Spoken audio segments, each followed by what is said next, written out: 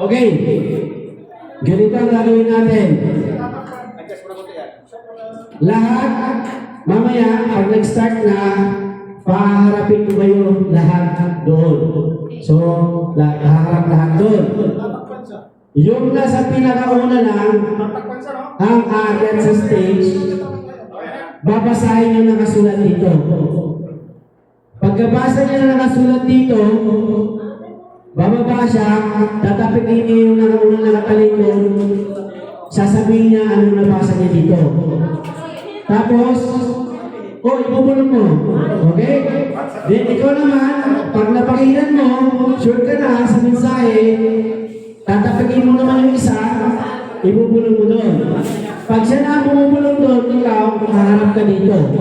Sila lang dapat na magkaharap. Kada magbulong mo doon, kayo na magkaharap. Bawal magbulungan ang tatlo. Okay? Rules, stricto tayo dito. Okay? Makinig. Makinig. Stricto tayo dito. Pag may makita kami na ito, nagbubulungan yung dalawa, sumali ka doon, automatic disqualified na kayo. Okay? Stricto tayo, ha? Wala ang warning, automatic disqualified. So, ang dapat mo lang kakausapin, ito lang. Pag sila naman nag-usap doon, labas ka na. Okay? Talikod ka na. Then, ikaw naman ang haharap doon. Okay? Paharapin mo naman sa kanya para ibulong mo. Ngayon, kailangan maisulat tamang spelling. Kung ano yung capital na letra, dapat capital. Kung ano yung small letter, dapat small letter. Kaya kailangan ng pag-relay, paunti-unti. Okay? Huwag masyadong buuin kasi hindi mo kakayanin yan. Okay? So, ang next, pangalawa, dapat, correct spelling tayo, ha? Correct spelling. Isang letra ang magkamali, hindi tatanggapin, ulit. Okay? Ready? Set, go!